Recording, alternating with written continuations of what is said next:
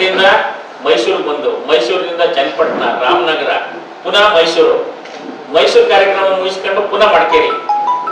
ನಾವು ರಾತ್ರಿ 10:30 ಮಡಿಕೇರಿಗೆ ಸೇರಿದ್ರೆ ನಮ್ಗಿಂತ ಒಂದು ಅರ್ಧ ಗಂಟೆ ಮೊದಲೇ ಬಂದ್ಬಿಟ್ಟಾರೆ.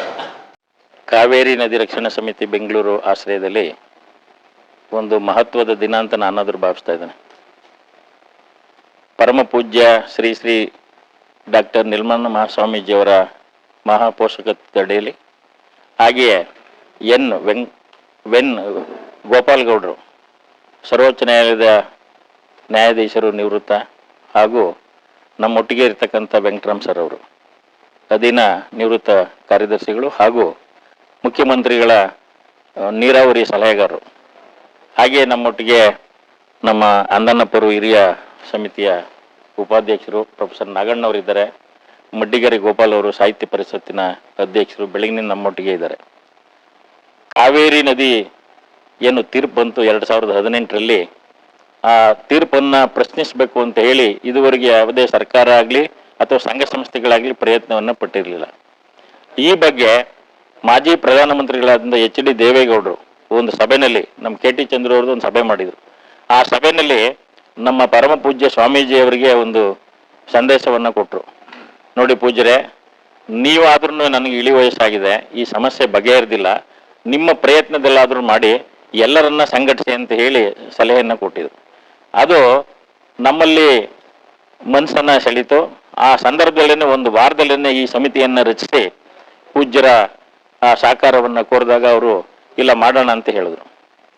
ಆಗ ಗೋಪಾಲ್ ಗೌಡರು ಮತ್ತು ನಾಗಮೋಹನ್ ದಾಸರವರನ್ನ ಅವರ ವಿಜಯನಗರ ಕಲ್ಯಾಣ ಮಂಟಪದಲ್ಲಿ ಸಭೆಯನ್ನು ಸೇರಿಸಿ ಒಂದು 50 ಜನ ಸಮಾನ ಮನಸ್ಸಿಗೆ ಸೇರಿ ಈ ಕಾವೇರಿ ನದಿ ರಕ್ಷಣಾ ಸಮಿತಿಯನ್ನು ರಚಿಸ್ತಾ, ಆ ನಂತರ ಉಚ್ಚ ನ್ಯಾಯಾಲಯದ ನಿವೃತ್ತ ನ್ಯಾಯಾಧೀಶರು ಗೋಪಾಲ್ ಗೌಡರು, ವೆಂಕಟರಾಮ್ ಸರ್ ಅವರು, ತಿಪ್ಪೇಸ್ವಾಮಿ ಅವರು, ಹಾಗೂ ನೀರಾವರಿ ತಜ್ಞರಾಗಿದ್ದಂಥ ವೆಂಕಟರಾಮು ಅಂತ ಅಂದ್ಬಿಟ್ಟು ಈಗ ಸರ್ಕಾರದಲ್ಲೇ ಸಲಹೆಗಾರರಾಗಿದ್ದಾರೆ.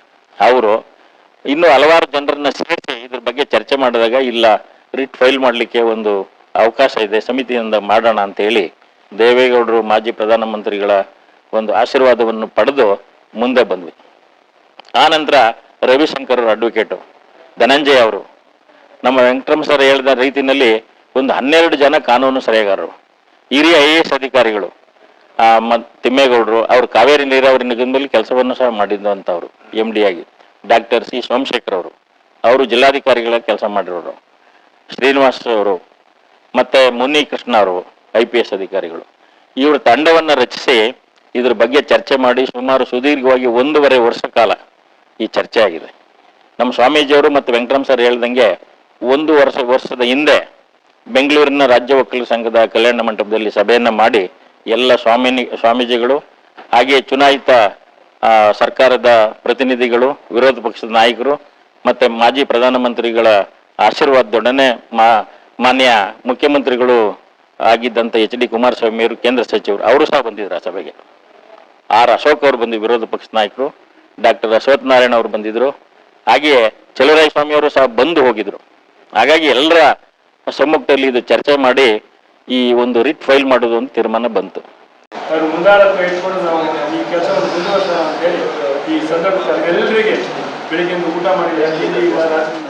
ನದಿ ರಕ್ಷಣಾ ಸಮಿತಿಯ ಅಧ್ಯಕ್ಷರಾದ ರಾಮು ಅವರು ಒಳ್ಳೆ ಪೀಠಿಗೆ ಕೊಟ್ಟಿದ್ದಾರೆ. ನಮ್ಮ ಸಮಿತಿಯ ಚಟುವಟಿಕೆಗಳೇನು, ಯಾವ ಉದ್ದೇಶದಿಂದ ನಾವು ರಿಟ್ ಪಿಟಿಷನ್ ಹಾಕ್ತಾ ಇದ್ದೀವಿ, ಇದರಲ್ಲಿ ಯಾವ ರಾಜಕೀಯ ಉದ್ದೇಶ ಇಲ್ಲ, ಸ್ವಂತ ಉದ್ದೇಶ ಇಲ್ಲ, ರೈತರ ಹಿತಾಸಕ್ತಿ, ರಾಜ್ಯದ ಹಿತಾಸಕ್ತಿನ ಮಾತ್ರ ಗಮನದಲ್ಲಿಟ್ಟುಕೊಂಡು ಈ ಮುಂದೆ ಹೆಜ್ಜೆ ಇಟ್ಟಿದ್ದಾರೆ. ಧೈರ್ಯವಾಗಿ ಹೊಟ್ಟಿದ್ದಾರೆ, ಬಹಳ ಉತ್ಸಾಹದಿಂದ ಮುನ್ನುಗ್ತಾ ಇದ್ದಾರೆ. ಅವರ ಪ್ರಯತ್ನಕ್ಕೆ ಖಂಡಿತ ಫಲ ಸಿಕ್ಕೇ ಸಿಗುತ್ತೆ ಅನ್ನೋ ಆಶಾ ಭಾವನೆ ನಮಗಿದೆ. ಪೂರ ನಾವು ಕ್ಲೈಮ್ ಮಾಡಿದ 70 TMCನೂ ಸಿಕ್ಕದೇ ಇರಬಹುದು, ಎಷ್ಟು ಸಿಗುತ್ತೋ ಅಷ್ಟೇ ಸಾಕು, ತೃಪ್ತಿ ಪಡೋಣ. ಅಷ್ಟಾರು ಸಿಕ್ಕಲಿ, ಏನು ಇಲ್ಲಿರೋ ಬದಲು ಒಂದು 10 TMCನೋ 15 TMCನೋ 20 TMCನೋ ಸಿಕ್ಕಿದ್ರೆ, 20 TMC ಅಂದ್ರೆ ಏನಾಯ್ತು, 2 ಲಕ್ಷ ಎಕರೆ ನೀರಾವರಿ ಆಗುತ್ತೆ, ಕಡಿಮೆ ಅಲ್ಲ ಅದು. ಎಷ್ಟು ಸಿಕ್ಕಲಿ, ಹೊಡೆದಾಡೋಣ.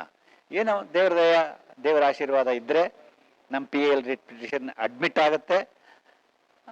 ನಾವು ಆರ್ಗ್ಯುಮೆಂಟ್ಗಳು ಚೆನ್ನಾಗಿ ಮಾಡಿ, ಒಳ್ಳೊಳ್ಳೆ ಲಾಯರ್ಗಳಿದ್ದಾರೆ, ನಮ್ಮ ಗೋಪಾಲ್ ಗೌಡ್ರು ಇದ್ದಾರೆ, ಅವರು ಯಾರನ್ನ ಸೆಲೆಕ್ಟ್ ಮಾಡ್ತಾರೆ ಅವರನ್ನು ನೇಮಕ ಮಾಡಿಕೊಂಡು ಸುಪ್ರೀಂ ಕೋರ್ಟ್ನಲ್ಲಿ ಆರ್ಗ್ಯುಮೆಂಟ್ಗಳು ಮಾಡ್ತಾರೆ. ಸಫಲವಾಗಿ ಎಫಿಷಿಯೆಂಟ್ ಆಗಿ ಆರ್ಗ್ಯುಮೆಂಟ್ ಮಾಡ್ತಾರೆ ಅನ್ನೋ ನಮಗೆ ಆಶಾಭಾವನೆ ಇದೆ.